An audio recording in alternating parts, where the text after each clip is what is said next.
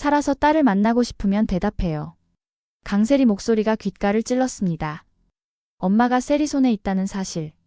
숨이 막혔습니다. 기찬 집을 나서며 제인 손끝은 떨렸습니다. 겉으로는 강하게 맞섰지만 속은 두려움 뿐이었죠. 이번에도 세리를 막지 못하면 엄마를 잃을지도 몰라. 공포가 몰려왔습니다. 하지만 멈출 수는 없었습니다. 강세리. 이번엔 내가 끝을 보겠어. 기찬은 홀로 술잔을 굴리고 있었습니다. 제인의 말이 귓가에 맴돌았죠. 당신이 날 배신하지 않았다면 당신 자리는 어디였을까? 그 말이 칼처럼 파고들었습니다. 기찬도 알고 있었습니다. 지금 자리는 배신 위에 세워졌다는 걸요. 그러나 인정하면 모든 게 무너집니다. 그때 전화가 울렸습니다. 세리였습니다. 오빠, 다 끝났어. 남은 건 돈뿐이야. 강규철 회장 비자금. 그거 찾으면 우린 다시 일어날 수 있어. 들뜬 목소리였지만 기찬은 얼굴이 굳어졌습니다. 그 말은 구원이 아니라 더 깊은 늪으로 끌어들이는 줄 같았거든요. 어두운 방 안 최자영은 묶인 채 앉아 있었습니다. 비자금이 어디 있냐고. 세리 목소리가 맴돌았습니다. 그런 게 있는지도 몰라. 내가 어떻게 알아. 자영은 고개를 저었죠. 하지만 마음은 서늘했습니다. 남편이 남긴 서류 속에 스친 숫자와 계좌 이름이 떠올랐거든요. 밖에서는 경찰이 승우를 체포했습니다. 김도희 뺑소니 사건 피의자. 경찰은 차갑게 말했죠. 승우는 겁에 질린 눈으로 제인을 바라봤습니다.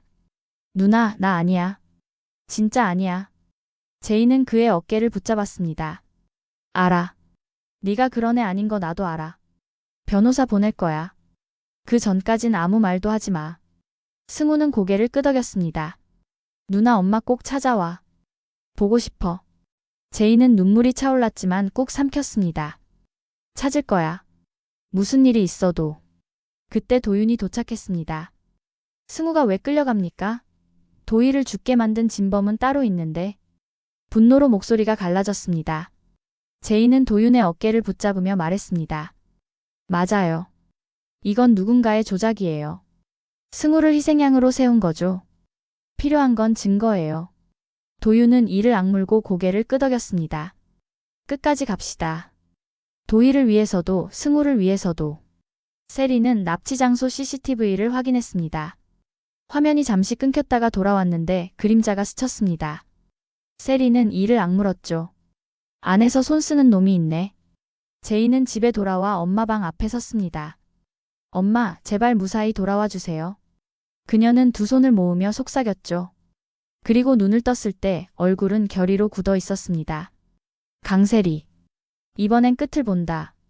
쪽지가 도착했습니다. 조용히. 곧 나갑니다. 최자영은 숨을 멈췄습니다. 문틈 사이로 빛이 스며들었고 발자국이 멀어졌습니다. 누가 날 돕는 거지? 속으로 중얼거렸습니다. 제인은 폭로월드 메시지를 확인했죠. 보낸 이는 나라였습니다. 창고 단열재 뒤. 움직임이 있었습니다. 제인은 도윤에게 전화를 걸었습니다. 창고에 뭔가 숨겨져 있대요. 장비 없이 들어가면 티납니다. 우리가 직접 안 해요. 안에서 손 쓰는 사람이 있어요. 도윤은 낮게 대답했습니다. 그럼 협력자가 있는 거네요. 강세리는 납치 장소를 오가며 불안했습니다. 오늘 밤 교대에. 말수 적은 사람으로. 그녀는 스스로 중얼거렸습니다. 비자금만 찾으면 끝인데 왜 자꾸 20년 전 얘기가 끌려와? 화재. 그 단어가 떠오르는 순간마다 심장이 내려앉았죠. 황기찬은 책상 위 주총 자료를 보며 비웃었습니다. 주총으론 못 이기지. 그는 이미 표 계산을 끝내고 있었습니다. 문제는 폭로와 여론이었죠. 인터뷰 오늘 밤으로 당겨. 기밀 유출로 프레임 바꿔. 제인은 경찰서에서 승우를 만났습니다. 누나, 나 자꾸 흔들려. 진짜 내가 그런 건가 싶어. 흔들려도 돼. 근데 말로 꺼내면 기록이 돼. 그게 위험한 거야. 알았어. 근데 엄마 어디 있을까? 가까워. 곧 찾을 거야. 버티자. 승우는 고개를 끄덕였습니다. 무섭긴 해도 끝까지 버텨볼게. 제인은 웃었습니다. 그래.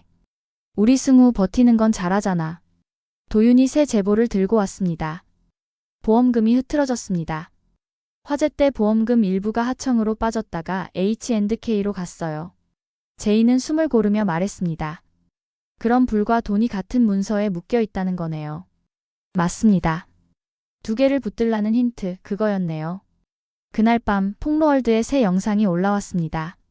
화재, 보험, 그리고 H&K. 댓글창은 폭발했죠. 전문가와 법무팀까지 뛰어들었습니다. 기찬이 준비한 기사들은 그대로 묻혔습니다. 새벽 자영방 앞에서 쿵쿵쿵. 신호였습니다. 열쇠가 돌아갔고 문이 열렸습니다. 낯선 손이 그녀를 끌었죠. 지금이에요. 뛰어요. 세리는 금고를 열었습니다. 서류와 상자 그리고 칩 하나. 그녀는 속으로 외쳤죠. 이걸로 다시 시작할 수 있어. 하지만 동시에 폭로월드 알림이 울렸습니다. 강세리 그리고 칩. 화면 속에는 금고를 여는 세리의 모습이 잡혀 있었습니다. 세리는 얼굴이 하얗게 질렸습니다. 어떻게 아직 들키지도 않았는데? 경찰서 앞 오성이 기자들 앞에 섰습니다.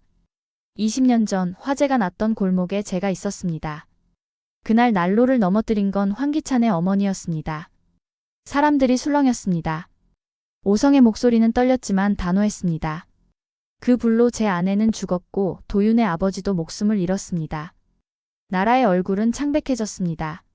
아니야, 난 내가 넘겼다고 기억했는데. 제이는 나라 손을 꼭 잡았습니다. 내 잘못 아니야. 그건 왜곡된 기억이야. 내가 아니라 기찬 어머니였어. 나라 눈에 눈물이 차올랐습니다. 그럼 내가 죄인이 아니었구나. 도윤은 눈을 감았다 떴습니다. 우리 아버지를 죽게 만든 게 결국 황기찬 집안이었군요. 분노와 눈물이 뒤섞였습니다.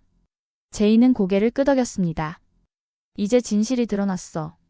끝까지 가야 해. 황기찬은 그 소식을 듣고 유리잔을 내던졌습니다. 제인, 넌 날 끝내려 하지만 같이 무너질 거다. 그는 광기에 가까운 웃음을 터뜨렸습니다. 자영은 마침내 어둠을 뚫고 나왔습니다. 제인아. 제인은 달려와 그녀를 꼭 끌어안았습니다. 엄마, 이제 안전해요. 바로 옆 그림자가 드러났습니다. 제인의 눈이 커졌습니다. 너였어? 엄마를 지킨 게.